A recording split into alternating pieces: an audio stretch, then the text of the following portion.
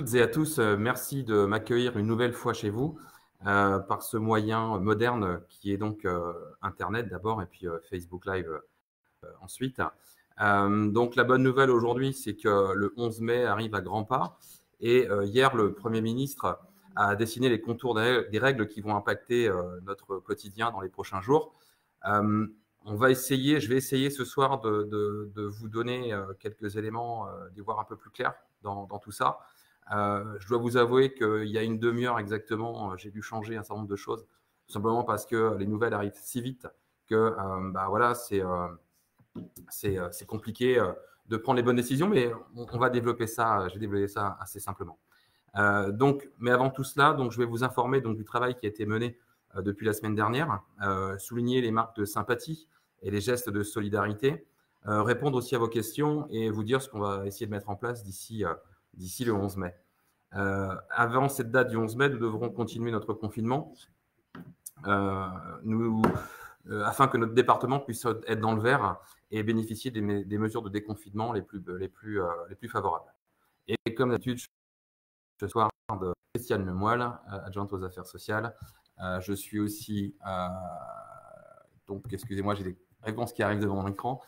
J'ai donc Éric Buron également qui est présent, et ainsi que le directeur général des services, Christophe Thèse. Ce qu'on a mis en place depuis cette semaine, donc d'abord, ce sont les travaux de l'UPC donc, qui ont repris officiellement, et j'aimerais justement profiter de remercier donc Jean-Yves Josse, notre adjoint aux travaux, et Angélique Charpenay, la directrice des services techniques, pour leur implication et dans la conduite de cette reprise, tant au niveau des dialogues avec les entrepreneurs, les sociétés qui travaillent pour la commune de Plédran, mais aussi avec les agents pour expliquer aussi les bons gestes au travail pendant cette période. Et j'en profite encore une fois pour remercier grandement Karine Ducossiou, qui en fait est responsable des agents d'entretien et qui pour le coup frotte beaucoup toute la journée pour éviter que le virus puisse se déposer partout. Je voudrais aussi vous dire que certains agents des espaces verts ont travaillé aussi cette semaine, travaillé à la reprise justement, à notre reprise collective, puisque à partir du 11 mai, vous pourrez découvrir de nouvelles plantations qui, avec ce temps, vont pouvoir pousser et embellir notre commune, et du coup, vous pourrez profiter autour de la maison des associations et du pôle en face famille de belles plantations. Concernant la police municipale, il y a toujours, évidemment, de la présence, environ 120 120 contrôles depuis le début de la semaine, aucune verbalisation. On sent quand même un petit relâchement, dans 98% des cas, me dit-on. Par contre, le rappel, c'est que la pêche à horizon est interdite. On nous signale des gens après 18 heures à la pêche. C'est interdit, encore jusqu'au 11 mai, donc il faut encore résister. Nous avons encore reçu des visières de la part de Comboué, donc notre Plédranais qui travaille donc à ID Composite. Je vais donc devoir ressolliciter des bénévoles pour les assemblages. Avec l'Union des commerçants et des artisans, nous recensons les besoins des entreprises et des commerces qui vont rouvrir le 11 mai. On fait le recensement des besoins en visière, justement, j'en parlais tout à l'heure, et également des besoins en plexi, de façon à pouvoir protéger, assurer la sécurité à la fois des clients et aussi de leurs salariés. Rappelle aussi que les médecins vous demandent de continuer à venir dans leur cabinet sur rendez-vous pour vous soigner tout simplement, et de continuer à respecter les gestes barrières, même si vous avez un masque. Je rappelle aussi la collecte de sang sur le site d'Horizon le 11 mai, j'en ai parlé la semaine dernière, et toujours cette gestion de la solidarité. Pour votre information, concernant la vente du muguet, puisque le 1er mai arrive à grands pas, en raison de la crise sanitaire, Monsieur le Préfet des Côtes-d'Armor a pris la décision d'interdire la vente de muguet sur la voie publique ce vendredi 1er mai. Il sera possible d'acheter du muguet dans les commerces autorisés ou à ouvrir au public au vu des décrets. Petit rappel tout de même, le fait de contrevenir à cette interdiction vous punit évidemment de 750 €. Donc je vous déconseille vraiment de pousser pour aller vendre du muguet sur les trottoirs. Mais aussi, le client serait verbalisé de 135 € parce qu'il n'y a aucun motif de déplacement dérogatoire pour aller acheter du muguet. Donc voilà. Par contre, Christiane Lemoyle me signale que les résidents de l'EHPAD auront, elles, leur bouquet du 1er mai. Le Plédranet du mois de mars sera distribué donc après le 11 mai. Alors forcément avec des informations erronées, mais en tous les cas, il sera distribué. Vous verrez quand même un certain nombre de reportages assez intéressants. Et par contre, il n'y aura pas de Plédranet en mai, mais nous avons décidé de lancer en fait un numéro spécial Covid-19 avec vous, tout simplement, avec vos photos du confinement, savoir ce que pendant toute cette période vous avez pu faire, les photos que vous avez fait avec vos enfants, les choses que vous avez pu mettre en place, les côtés rendre un peu positif ce moment à travers vos photos et vos commentaires. Donc, tout est expliqué au sein donc sur la page Facebook de la ville. Enfin, le 8 mai, donc j'organiserai une cérémonie au Monument aux Morts dans un format très restreint, donc inhabituel, et en respectant strictement les mesures de confinement. On fera donc un dépôt de gerbes au Monument aux Morts. Cette cérémonie sera malheureusement pas ouverte au public. On verra tout de même avec ces moyens modernes, à savoir si on peut pas la retransmettre via le média Facebook, de façon à ce qu'on puisse partager largement nos valeurs de liberté, d'égalité, de fraternité et de paix. Le président de la République aussi signale qu'afin de manifester leur participation à cette journée nationale, les Françaises et les Français sont invités à pavoiser leur balcon aux couleurs nationales pour ce 8 mai. En ce qui concerne maintenant l'EHPAD, donc depuis le 21 avril, donc début des visites en après-midi de 14h à 17h sur un créneau d'une demi-heure. Le 23 avril à 14h30, Christiane est venue à l'EHPAD pour justement pouvoir nous donner un cours de gym. Donc là aussi, merci à toi de ce temps passé avec nos résidents, de façon à égayer un peu les journées. Le 24 avril, donc élargissement des créneaux de visite afin de répondre à la demande, avec l'instauration d'un créneau supplémentaire le matin à 11h30. Et donc, dans les jours qui arrivent, on aura certainement un nouveau concert donné par Magali Calion, notre directrice du centre culturel, en fonction du temps, bien sûr. Ça a été apprécié des résidentes et des résidents. Donc, prévision d'un nouveau concert. Point sur les Skype et les visites. Alors, de manière générale, les Skype ont baissé, puisque maintenant, on a des visites physiques. Puisque vous voyez, par exemple, dans la semaine du 20 au 24, on avait donc 15 Skype et 15 visites de famille, qui avaient débuté déjà le 21. Du 27 au 30, on a 13 Skype, mais 20 visites famille. Et du 4 mai au 7 mai, c'est 2 Skype de programmés déjà, mais 20 visites famille. Vous voyez, donc, voilà, on reprend le fil de nos contacts puisqu'on le peut. Il y a eu aussi des dons au niveau de l'EHPAD, donc des dons divers au cours de la semaine pour les résidents et les agents, en gâteaux et en chocolat. On a eu un don de 100 € par un habitant de la commune, donc merci beaucoup. Et nous avons, et je tenais à le souligner, un don pour les agents par Théo Le Boudec, donc un jeune qui offrira des viennoiseries pour les agents du matin et des pizzas pour les agents du soir. Je remercie vivement Théo. C'est un jeune d'Iffignac qui est le neveu, je crois, d'un Plédranet, et aussi vice-champion de France universitaire junior de trail.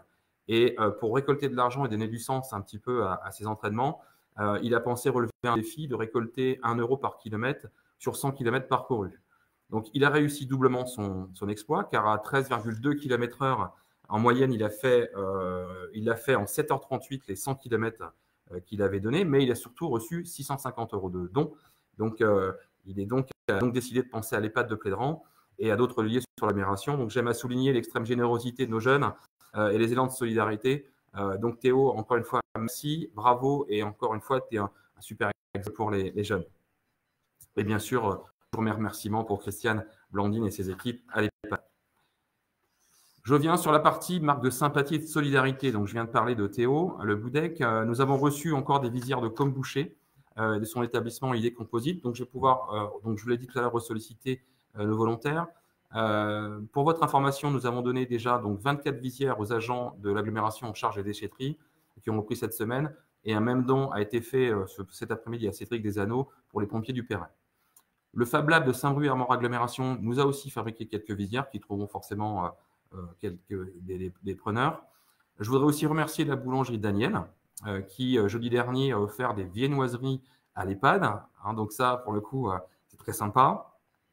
La région Prodagnes a aussi offert des gels hydroalcooliques et des sprays désinfectants à l'agglomération. Et donc, la présidente, Madame Duron, a décidé donc de partager cet équipement de protection à l'ensemble des communes pour leurs agents. Donc, un grand merci aussi à cette chaîne de solidarité entre les élus locaux et régionaux. Un remercie aussi à certains plaidrannais qui entretiennent l'espace public devant chez eux. Je voudrais citer notamment les habitants de la rue du Haut-Chemin. Vous tous, vous faites aussi preuve de solidarité pour nos agents des espaces verts qui ont un travail immense à faire en ce moment. Je ne saurais vous encourager à poursuivre ces initiatives, et y compris le nettoyage des déchets canins par les propriétaires promenant leurs animaux. Je n'oublie pas non plus le Secours catholique de Pierre Milleret qui fait des dons aujourd'hui au CCAS. Je voulais aussi remercier Aurélien Maurice, qui est directeur du centre de loisirs, pour son témoignage du bon déroulement de l'accueil de loisirs pendant les vacances pour les enfants de soignants. Il souligne que les agents d'animation ont réussi à s'adapter au mieux pour que les enfants du personnel soignant passent d'agréables vacances, et je pense que ça a été le cas. Les agents d'entretien des locaux ont permis un accueil dans de bonnes conditions sanitaires. Donc, félicitations à vous tous pour cette excellente réussite. Un dernier remerciement à vous, tout simplement, qui, par vos messages, vos petits signes, nous encouragent dans cette mission inédite. Je peux vous dire que ça fait chaud au cœur. Ils effacent très largement les quelques messages négatifs que nous recevons de temps en temps. Et pour cela, je laisserai méditer sur un extrait du discours du président Kennedy aux Nations Unies du 25 septembre 1961. Ne demande pas ce que ton pays fait pour toi, demande ce que tu peux faire pour ton pays. Voilà, je vous laisse méditer sur cette phrase. On arrive aux questions, des questions importantes encore une fois. Je vais commencer par des questions peut-être plus simples pour moi de répondre, et je finirai par les questions qui vous intéressent, j'imagine, les masques et l'ouverture des écoles. Tout d'abord, l'association AQC de Plédran des Coteaux pensait mettre en place une boîte aux livres pour que les gens s'échangent des livres dans le quartier. Je trouve que c'est une excellente idée. Par contre, les consignes nationales sont d'éviter les drives des médiathèques notamment. Alors, je préfère que ça ne se fasse pas. Encore une fois, merci beaucoup de cette idée généreuse pour votre quartier. D'autant qu'à partir du 11 mai, les médiathèques devraient rouvrir. Donc, voilà, encore un peu de patience. Mais encore une fois, c'était une très bonne idée, une bonne initiative que je voulais souligner ce soir. Autre question concernant les déchetteries. Peut-on aller à la déchetterie à deux? Il est préférable d'être seul. On a appelé l'agglomération et le mieux, c'est d'être seul. Et pour rappel, les déchetteries acceptent jusqu'à 3 mètres cubes de déchets verts par dépôt et par semaine, avec son attestation de déplacement, évidemment. Autre question, les déchetteries sont ouvertes pour les déchets verts, à quand pour le reste? L'ouverture des déchetteries cette semaine a été faite sur un mode d'essai. Donc, il appartient maintenant à l'agglomération de communiquer sur la continuité de ce service et pourquoi pas l'élargissement à d'autres déchets. Avons-nous le droit d'aller au cimetière, entretenir nos tombes, bien entendu, en respectant les consignes? Alors, si on considère que les consignes, c'est de rester à 1 km de chez soi, c'est certainement pas un motif. Ceci étant, depuis le début du confinement, je n'ai pas souhaité prendre d'arrêté de fermeture pour que les familles puissent se recueillir, ça qu'ils le peuvent. C'est un sujet sensible, et c'est les cimetières, et c'est le seul endroit public sur lequel je n'ai pas pris d'arrêté. Par contre, à partir du 11 mai, vous serez libre d'y aller quand vous voulez, quelle que soit la distance de votre domicile. Quelle date pour la réouverture de la Poste? La Poste ne nous communique toujours pas de date de réouverture. On ne manquerait pas forcément de vous le dire. Point aussi très important pour certains d'entre vous, le bois rouvre-t-il le 11 mai? Alors, la réponse est oui, je l'espère. Si notre département est dans le vert, je lèverai immédiatement l'arrêté, comme celui qui concerne les jardins familiaux, d'où l'importance aujourd'hui de faire l'effort de confinement encore jusqu'au 11 mai pour bien respecter notre nouvelle vie en société. Donc oui, en fait, si les voyants sont en vert, bien sûr, j'ouvre le bois avec enthousiasme, et les jardins familiaux également. Arrivent les questions sensibles, ces questions sur lesquelles j'ai dû revoir un peu la copie il y a encore quelques minutes. On va commencer par les masques. Donc, je me permets de revenir vers vous afin de savoir quand pourrions-nous venir chercher des masques commandés par la mairie. Donc, nous attendons a priori la commande de l'agglomération pour la semaine prochaine, mais a priori en plusieurs fois. Je l'ai appris ce matin dans la presse, comme ceux qui peuvent lire la presse. Donc, visiblement, ça arrivera au moins en 2 fois. Donc, il va falloir qu'on s'organise. On avait, pour tout vous dire, j'avais des plans moi, pour s'organiser avec 100% des masques, notamment en utilisant les bureaux de vote et les livrets de famille pour pouvoir en distribuer, avoir l'assurance d'en distribuer un par habitant. Aujourd'hui, voilà, la dernière information que j'ai, c'est celle-ci. Par contre, sachez qu'à partir du 4 mai, seront mis en vente dans les endroits de consommation ouverts au public ces fameux masques. Donc voilà, vous ne serez pas sans masque, mais je suis encore une fois confus de vous annoncer ce soir qu'il n'y aura pas 100% des masques pour l'ensemble de la population, mais on attend les commandes. Demain matin, on a un bureau communautaire pour en discuter. Voilà, je ne peux malheureusement pas vous en dire plus. Pourtant, les plans chez nous étaient plutôt bien mis et les dates retenues. Concernant maintenant l'ouverture des écoles, là aussi, les informations arrivées mardi, les consultations qui ont pu être faites, parce que je pense que c'est le sujet du jour. On a donc, comme je vous l'ai dit la semaine dernière, j'attendais des informations complémentaires afin de statuer. Depuis hier, donc les annonces du Premier ministre, nous avons déjà pris contact avec Monsieur l'inspecteur académique, Monsieur Percheron, ainsi que les directions des écoles de la commune. Pour les parents d'élèves qui ont des enfants scolarisés dans la commune, on vous a demandé de faire un sondage, savoir si vous êtes, puisqu'on est sur une base de volontariat, savoir si vous étiez prêt à mettre vos enfants ou pas dans les écoles. Les premiers retours sont arrivés. Beaucoup de retours nous disent aussi qu'on ne répond pas parce qu'on attend les mesures que vous allez prendre. Alors, ça va être un peu compliqué parce que si on ne connaît pas le nombre d'enfants qui sont susceptibles de venir dans les écoles, ça va être compliqué aussi pour nous d'avoir des agents en face, d'avoir une cantine en face. Bref, il faut là nous aider.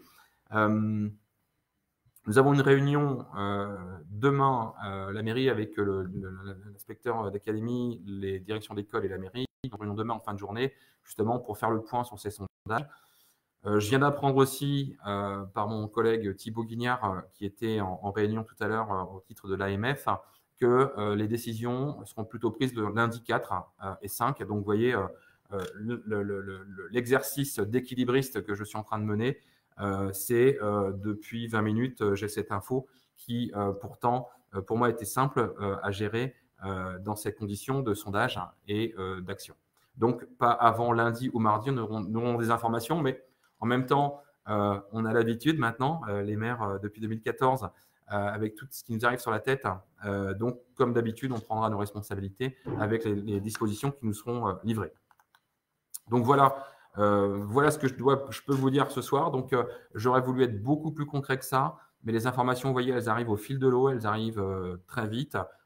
Quelquefois, vous voyez, en une demi-heure, voilà, on est un peu contraint et forcé de changer un peu notre fusil d'épaule, mais ne vous inquiétez pas, tout va bien.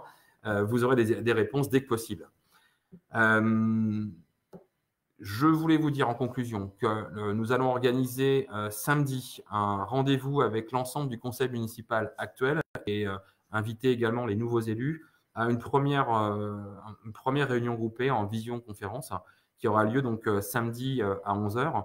On échangera, j'espère avoir beaucoup plus d'informations encore, on échangera sur les dernières informations et les orientations vers lesquelles je me dirigerai pour le faire. Vous avez compris que pour les masques, on a une réponse demain. Vous avez compris que pour les écoles, on aura certainement, à moins que l'inspecteur, M. Percheron, me dise les choses différemment, on a normalement des réponses lundi. Donc, je ne manquerai pas de revenir à vous, quitte à changer notre agenda du mercredi à 18h. Mais en tous les cas, je veux absolument vous donner une information rapide dès que j'ai une information de façon à ce que vous organisiez. Donc, j'espère que vous comprenez l'état dans lequel les maires de France peuvent être pour pouvoir prendre des décisions qui vous incombent. Mais encore là, on a l'habitude et ça va forcément bien se passer. Donc, vous voyez, l'exercice est simple et je renouvelle vraiment mes remerciements pour toutes celles et ceux qui, par leur message, leur intention, nous soutiennent.